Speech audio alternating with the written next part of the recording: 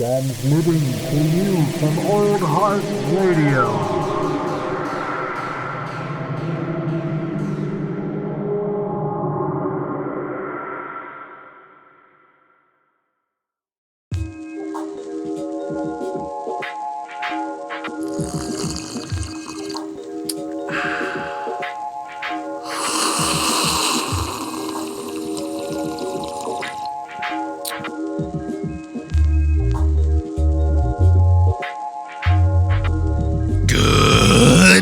Ladies and gentlemen, that's right. This is another episode of Coffee and Contemplation. Perhaps you've heard of it, perhaps not.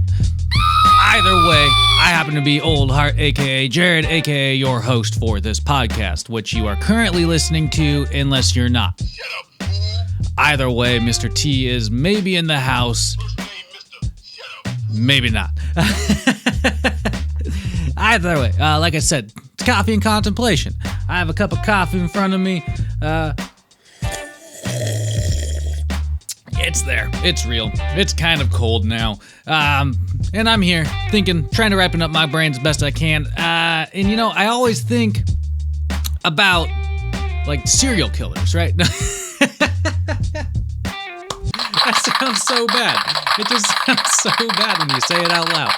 It sounds so bad to say out loud that I think about serial killers.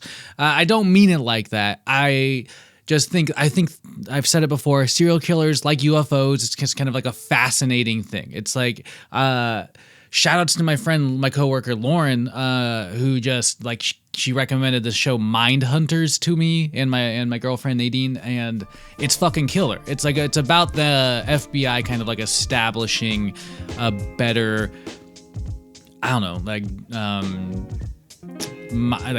a look at like the psychology behind a serial killer and developing even the term serial killer. Like, we're in like the first few episodes, and they haven't even used the phrase serial killer yet because I don't think they've invented it yet or brought it up yet. They're calling them like sequence killers right now or some shit. Either way, but so I, you know, that's fascinating. You know, it's a fascinating mindset because as brought up in the show, it's just sort of like, it's so hard to wrap your mind around, like, wanting to fucking brutalize somebody in such a way, or just like, or take a life, you know, even that it's so foreign that it's fascinating. Whatever, that's where I'm at. So today, I talked about the Bloody Benders last week, and I'm probably gonna, you know, get a little more specific on a couple of people. Like, I want to really look into Ed Kemper now that that's been brought up in a certain way for me. But I was looking at like the list of identified serial killers, and then I looked at the list of unidentified serial killers, and it kind of struck me a little. I was just a little more fascinated by it because there's quite a few of them, at least in terms of the United States. Being like unproven or you know, found, or what, unidentified, I guess it's the better word. It just seems like, I don't know, more fascinating. But there's quite a few. Like, there's the Alphabet murders, which happened between 1971 and 1973. Also known as the double initial murders. There was a series of murders of 3 young girls in the Rochester, New York area in the early 1970s. There's the Ann Arbor hospital murders, which is upwards of 10 people, which was somebody poisoning 10 patients at the Veterans Administration Hospital in 1975. One that dates back to 1911, called the Atlanta Ripper, who had upwards of 21 victims. It was just like a mystery murderer going around Atlanta in 1911 murdering women. What? That shit's fucking crazy. The Axeman of New Orleans. I've heard of this one. Between like 1918 1919, was responsible for the deaths of 6 to 7 people in the New Orleans and surrounding areas. I've heard of that one, definitely. The Boston Strangler, another one that's probably a little more known. Like, maybe you didn't know that they never fucking caught the person. Between 1962 and 1964, there's proven 13 victims. 1960s deaths of 13 women, 5 younger, 8 older, mostly with their own stockings. That's fucking ridiculous. Albert DeSalvo confessed to the murders, but was never indicted. DNA evidence tested in 2013 suggested his guilt in one of the cases. So maybe he was involved in one of the cases and then wanted to take credit for the rest of them because he felt guilty about the one, or he just wanted to be known. That's another thing that's so fucking weird to me, is that like why like some serial killers want to just like, they want to be known. Like, they brought that up in about Ed Kemper, is that Ed Kemper got tired of not being found out, and so he turned himself in. And, you know, like, you think about that, like, why do you want people to know you for like murdering people, like for maiming people, for hurting people? I mean, that seems fucking crazy. But back to the list of unidentified serial killers, which, by the way, as a reminder, serial killer is shit. Shoutouts to Yellow T, shoutouts to Evil L, shoutouts to Mooner6, shoutouts to Uncaged, shoutouts to Castle Roll, shoutouts to my younger brother Bugatron, shoutouts to anybody listening out there. If you're listening, kudos to you. If not, well then whatever. Either way, go find us online at on Instagram at like Old Heart Radio. That's the same thing for Spotify and iTunes. Like I said, look up Old Heart Radio, or find us on Twitter at Old Heart in Space. Weird fucking space, that Twitter world. But yeah, back to unidentified serial killers, which I was just gonna say as a reminder, serial killers are somebody who's murdered about, or I think 3 victims over the period of time of like a month or more, with a significant time in between. So it's not like somebody going out and like stabbing 5 people, you're all dead. That's not necessarily a serial killer, because I think the whole like serial killer thing also like brings in like the premeditation of it all, and like the methods used, and it's just kind of like there's more wrapped up in that. Anyway, back to the list. So there's another cat named Charlie Chopoff, which sounds like a kid's kitchen play set. I don't really know. But that happened between 1972 and 1974. Upwards of 6 victims, murdered 5. That's somebody who murdered 5 boys in Manhattan in 1972 and 73. A mental patient did confess to slashing 1 person. 4 stabbings also were involved, including mutilating the remains and whatnot.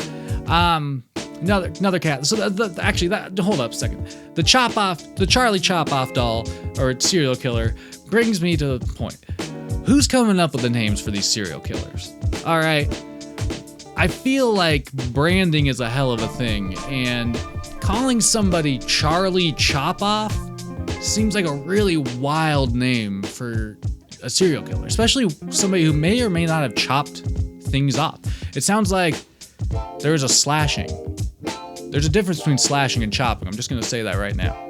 Either way, moving on. Cincinnati Strangler. So the Cincinnati Strangler was active between 1965 and 1966, and upwards of 7 victims in Ohio, hence the Cincinnati. Was responsible for raping and strangling 7 mostly elderly women. Between then, cab driver Postile Lasky Jr. is commonly believed to be the culprit. How fucking weird would it be to walk around free and have everybody believe that you are responsible for murdering these people? I don't know. It's a lot of weight to be carrying, especially if you didn't murder those people. If you did, then you should fucking turn yourself in. Or just go die. Go die somewhere. Hey, go die somewhere. Cleveland Torso Murderer. The Cleveland Torso Murderer was around 1934. Upwards of 40 plus suspected victims. Also known as the Mad Butcher of Kingsbury Run. Responsible for 12 to 13 known murders in the Cleveland area in the 1930s. Suspected again of upwards of 40 plus. That's also out of Ohio. Interesting. There's a handful of them out of Ohio, like the Dayton Strangler, which is from 1900 to 1909. The Daytona Beach Killer was from Florida. It just rolled right into that one. Was active from 2005 to 2016, and upwards of 7 more plus suspected victims. Was murdered 4 for sure, possibly 5 women in the Daytona Beach area in 2005 and 2007. There was a suspect arrested this year in September 2019. Gotta look into that. There's the Denver Strangler, the Doodler. That sounds just like a shitty D-list villain for somebody. Oh, great. Now I have to, I'm Batman, and I have to go fight the fucking Doodler again. The Doodler was around from, I can't even say it. The Doodler was around from 1974 to 1975. Upwards of 14 fucking victims. Sketched, then stabbed to death 14 gay men in the San Francisco area in 1970. That's fucked up. There's the Eastbound Strangler, the Edgecombe Killer, there's just a lot of unsolved ones. The Flat Tire Murders, which is fucking crazy. One that I wanted to point out though was, the Golden State Killer, I believe was actually, there was a suspect finally arrested for that. The Golden State Killer, 1979 to 1986, upwards of suspected 13 plus fucking victims in the California area, also known as the East Area Rapist and the original Night Stalker, murdered 10 people in the Southern California area from 1979 through 1986, also linked to more than 50 rape cases in the Sacramento area. There's a suspect arrested on April 24th, 2018, finally. So that one, I think he's fucking booked, actually. I think he's in fucking jail. There's like the Long Island Killer. Like, there's been a killer everywhere. The Man from the Train, 40 plus fucking suspected victims from a guy in 1900 and 1912. Holy shit. There was one, though, it was like the Texas Killing Fields or some shit. And the Texas Killing Fields are this place in Texas where they've just like pulled out like 30 or more random bodies over time. 30 or more random bodies of mostly young women, and they don't know who the fuck was like killing people there and burying them there. Could have been like one person, could have been multiple people. It was just like a burial ground for fucking serial killers. It's insane. This shit's all over the states, man. Everybody wants to say it's up here in the Pacific Northwest, like where Old Heart's based, like in Olympia on the west side. No. This shit's everywhere, man. It's in California, it's in Florida, it's in fucking Ohio, it's in Texas. The Skid Row Stabber. Come on, man. Smiley face murder theory. What the fuck is going on around here? This shit's crazy. This shit's wild. There's so many unidentified serial killers that have like just not been caught over time. It's insane. Probably more unidentified than identified. Now think about that. Who knows, man? You might have poured somebody a cup of coffee that had like murdered somebody 2 months before. You would have never fucking known, right? Ay. Shit's fucking wild, man. Either way, go out there and use your brain for good. Why? Because every day is a good day to ripen up that coconut. Like I said, we're online at Spotify, iTunes, and Instagram at Old Heart Radio. If you are on Twitter, follow us on Twitter at Old Heart in Space, and keep your motherfucking sticks on the ice.